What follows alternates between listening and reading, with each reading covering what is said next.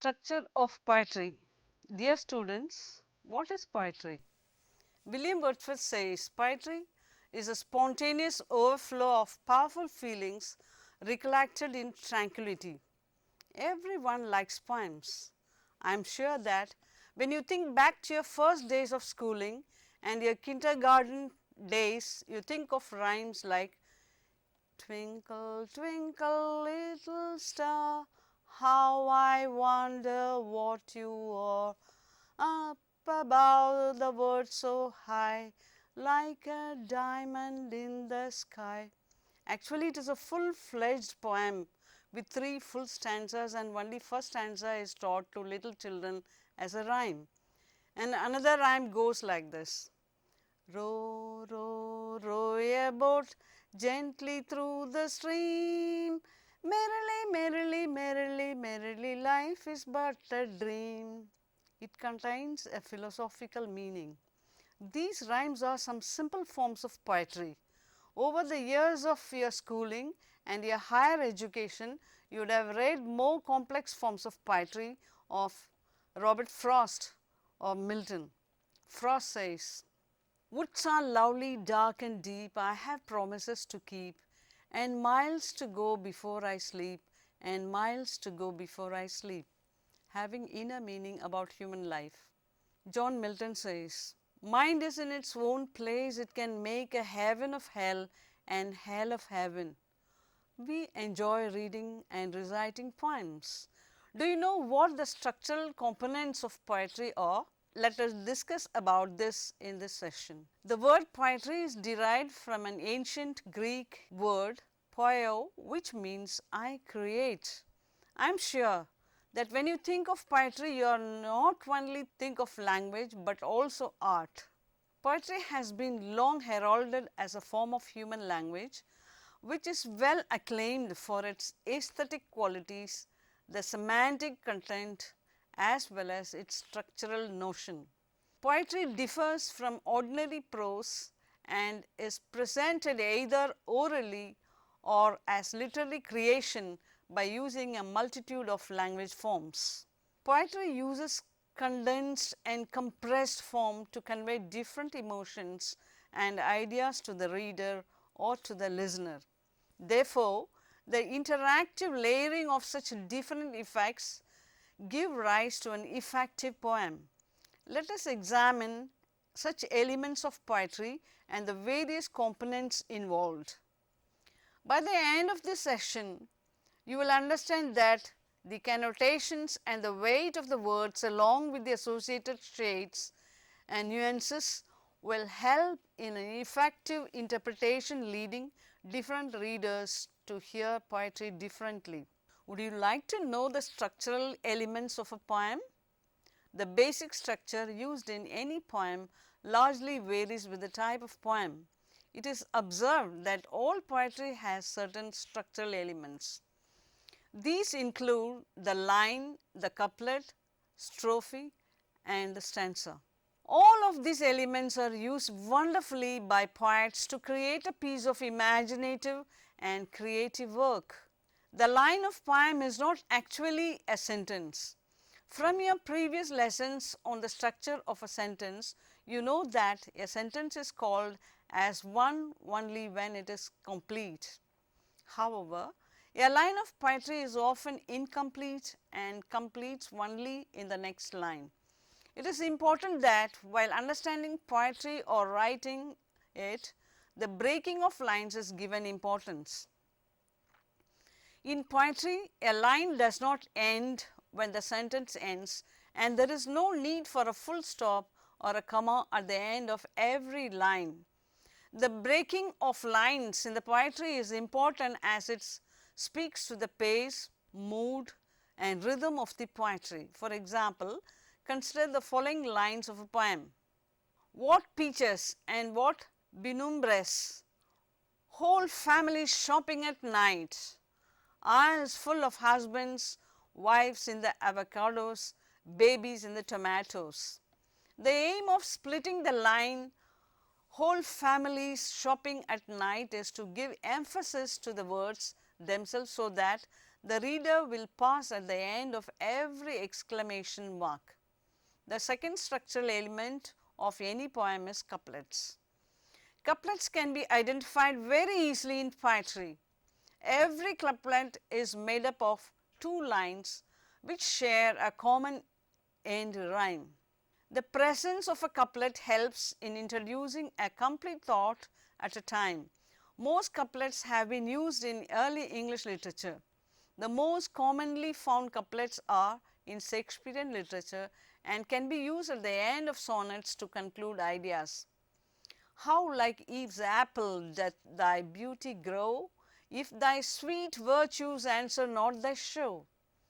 Even without knowing the contents of the entire sonnet, the couplet provides the reader with some important information about the poem.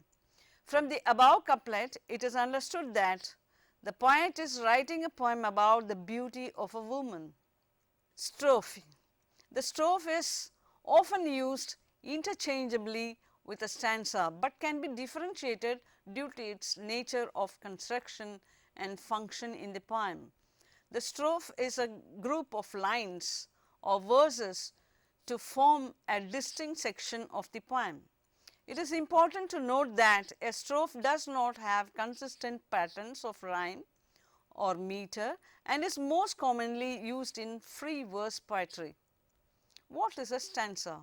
A stanza is made up of two or more lines of poetry which often go together to form a single division of a poem. Every poem has similar length stanzas and can be compared to the elements of a story. Stanzas can range from 2 lines to many. If the stanza is 2-lined, it is a couplet. If it is 3, then it is tessette, and when it is 4, it is a quatrain. For example, do not go gentle into that good night, old age should burn and rave at close of day, rage, rage against the dying of the light, is a 3-line poem. Therefore, it is clearly seen that the poem can have any of the above structural elements including line, couplet, strophe and stanza. Let us now discuss the forms of the poetry. The physical structure of a poem is presented as its form. The form of the poem can be looked upon as the length of the lines, the associated rhymes, repetition as well as the system of rhymes. The type of poem and its features to identify the underlying patterns is therefore described by using the form of poetry. Another sense of form is the identification of familiar patterns. For examples, patterns can be single and open-ended as seen in blank verses, and they can be quite complex as seen in rhymes with repetitive lines, fixed lines and rhythms as seen in sonnets. So, my dear students, let us now examine the different forms normally used in poetry. Acrostic form. An acrostic poem is a poem which uses the first letter of every line to identify any word or phrase. It is common to find a word or a phrase through the center of a poem. Sometimes, in such cases, the acrostic is referred to as a monostic, or at the end of the lines when the acrostic is referred to as a telistic. Sometimes the poem is also written in a manner wherein the first and the last letters of the poem are found to write out a message, such as a poem is called as a double acrostic poem. For example, consider a single poem on the sun. Shines brightly up in the sky, nice and warm on my skin. This poem has the word sun identified from the first letters of every line. Center form. When a poem is made up of lines from other poems, then the poem is referred to as a center. This is identified from an Italian word called a patchwork, or is often called as a technique instead of a form. It can be thought to be of different lengths and does not necessarily rhyme. The following poem is an effective example of center. Much have I travelled in the realms of gold, and many goodly states and kingdoms seen. John Keats, on first looking into Chapman's Homer. But still I long, Alison Chisholm, to learn tales, marvellous tales of ships and stars and isles where good men rest. James Elroy Flecker. The Golden Road to Samarkand. How others fought to forge my world. Alison Chisholm. The above lines have been taken from different poems. The first line is taken from John Keats, the second and the fourth line by Alison Chisholm, and the third line by James Elroy Flecker. Clerihew The third type of form is called as a clerihew. This form is a four-lined poem and is often referred to as an AABB poem. The first line gives the subject of the poem, and this poem has a form which is highly irregular in nature. An example of a clerihew is given below. Sir Humphrey Davy abominated gravy. He lived in the odium of having discovered sodium. As you can see, it is four-lined in nature. Double dactyl form. This type of form is normally used for verses called as nonsense verses. In this form of poems, there are a total of 8 lines, each consisting of 2 dactyls.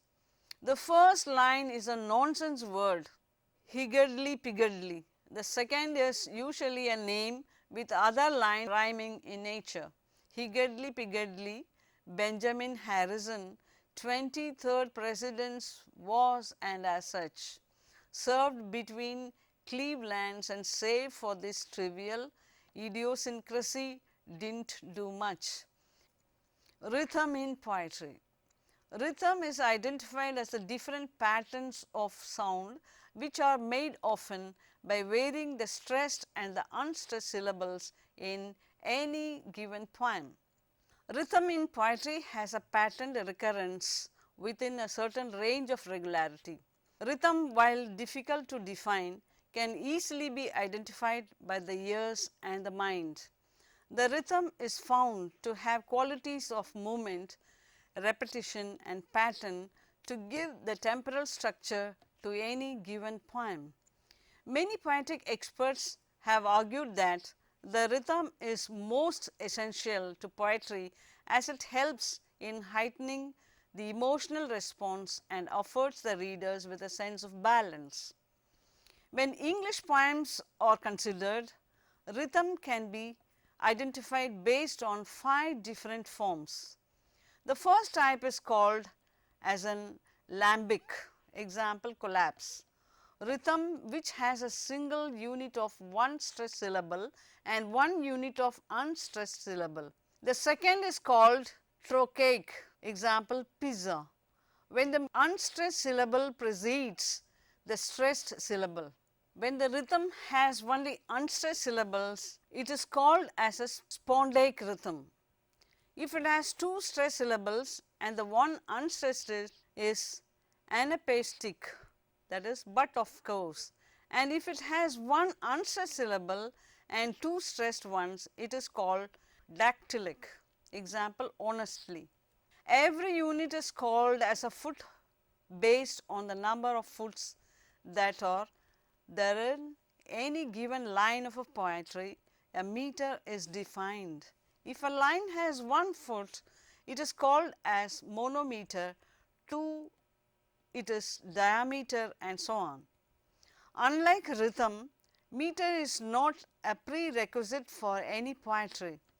It is identified to be an abstract organization of elements which enables identification of stress, duration and the number of syllables per line. The use of metrical patterns in conjugation with other sound patterns helps in producing tension or counterpart. To explain the above concept, consider the following example. How do I love thee? Let me count the ways. The above line is from a sonnet by Elizabeth Browning. It is seen that all the above line is made up of iambic feet which are 5 in number. Therefore, this is called as an iambic pentameter. Most formal poetry has an iambic pentameter as the primary structure. The process by which the above line was analyzed is called as scansion. Scansion is a process which is used to describe the rhythms of poetry by dividing the lines into feet and thereby marking the locations of the stressed and the unstressed syllables. This can therefore help in counting the syllables.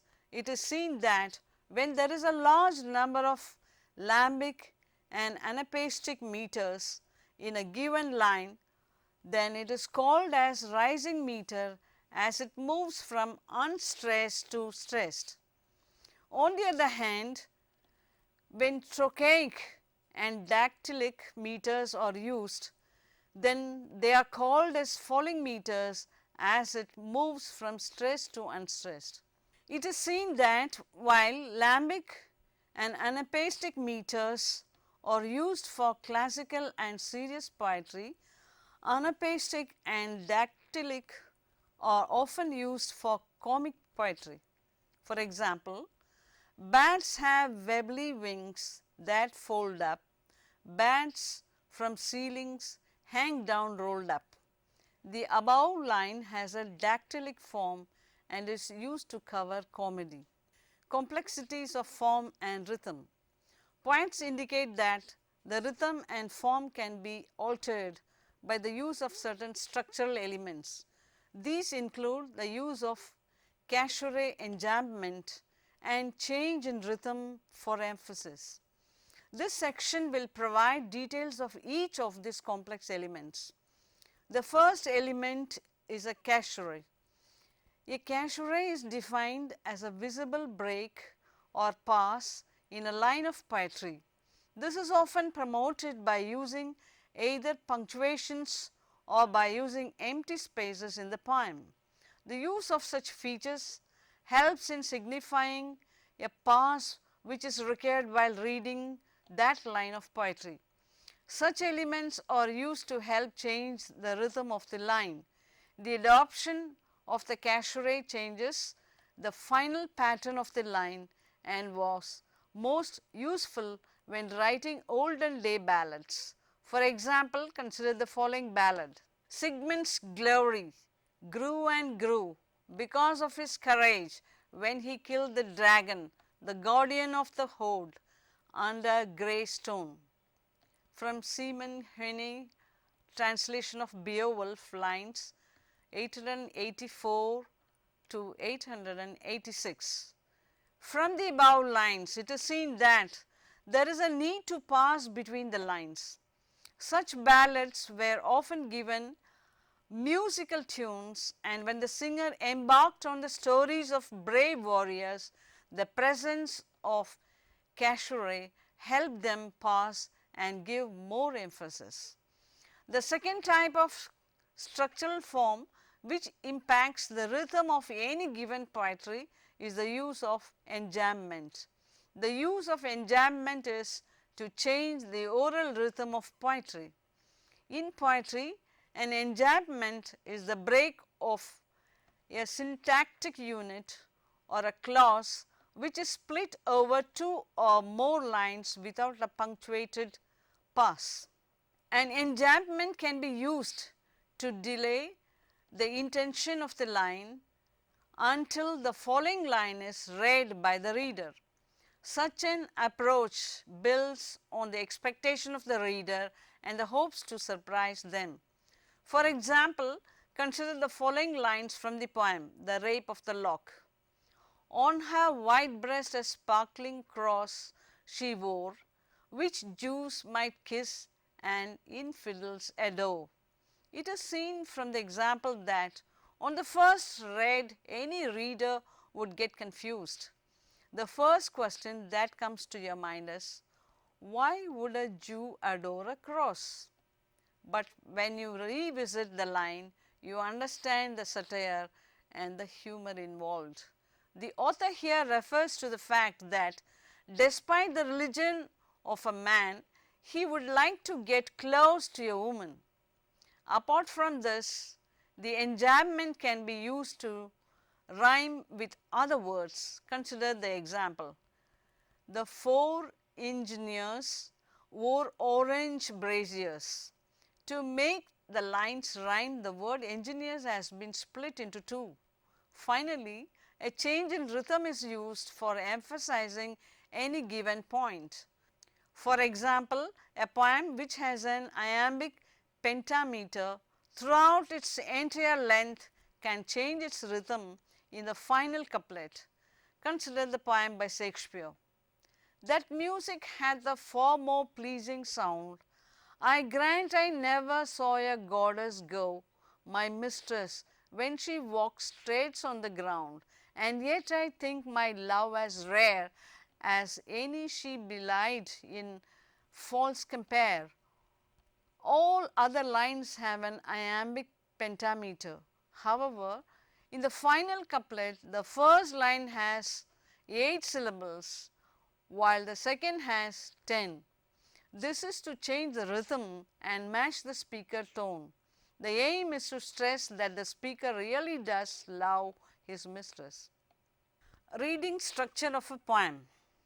We have seen in detail about how anyone can structure their poem. Now, we will have an insight into how a poem can be read. It is important that certain basic steps are followed while reading the poem. This is as important as understanding the structure of the poem.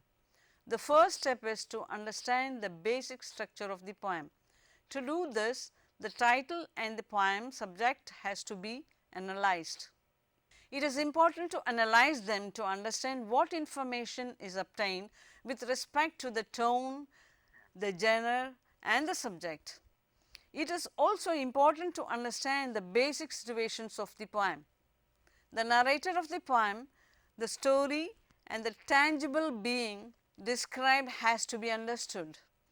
Following this, the reader should look at the type of poem in terms of comparison or analogy. The attitude of the author is also to be understood to identify if the poem is irony, satire and humor, death, serious or relevant in nature. Having understood the basic structure of the poem, the next step is to consider its context. In the analysis of the context of the poem, the reader should identify any associated allusions to literary or historical figures. The reader should also relate the poem to the basic background of the poet. For example, the poem The Road Not Taken was written by Frost in response to the choice of his career. An understanding of the poem in turn leads to an understanding of the poetry. Following this, the form of the poem is to be studied. The reader should look for sound, rhythm, meter and form. Does the poet use rhyme? What do the meter and rhyme emphasize? Is there any alliteration, assonance, onomatopoeia? How do these relate to the poem's meaning? What effect do they create in the poem?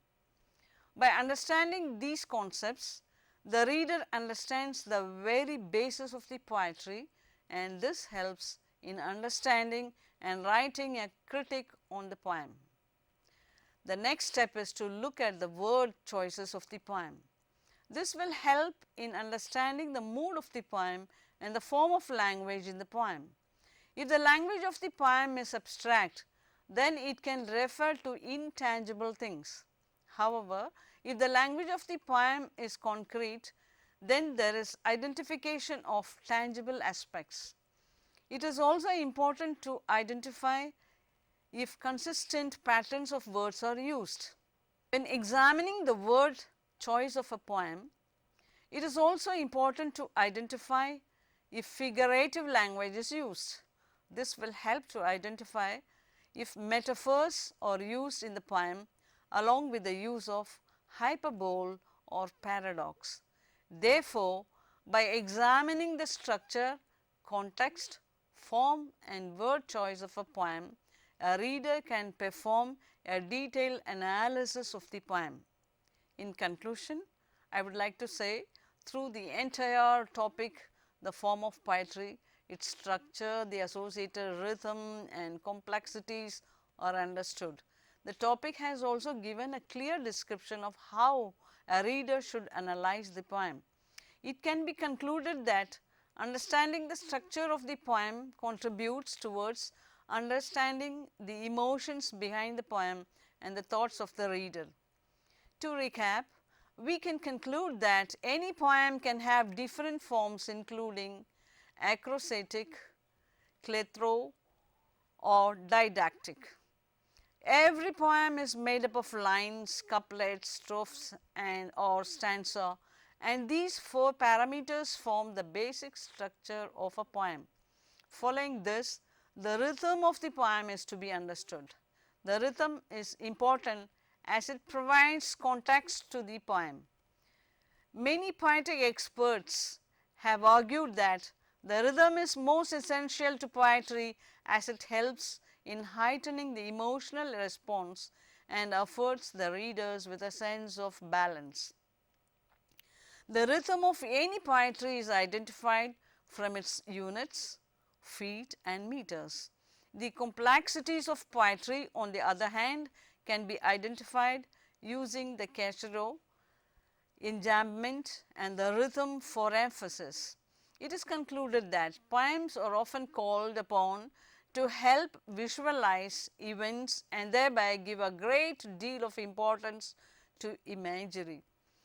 Poems are also called upon to express word associations and musical quality, and by understanding the structure of the poem, the reader looks into the soul of the poet. In the end, I would like to entertain all of you by reciting a poem in which the poet has given special effects of words that really produce the sound of water which gushes out after a heavy rain. How beautiful is the rain! How beautiful is the rain after the dust and heat in the broad and fiery street in the narrow lane. How it clatters along the roofs like the tramp of hoofs. How it gushes and struggles out from the throat of the overflowing spout. Across the window pane it pours and swift and wide with a muddy tide, like a river down the gutters rose the rain, the welcome rain. Thank you.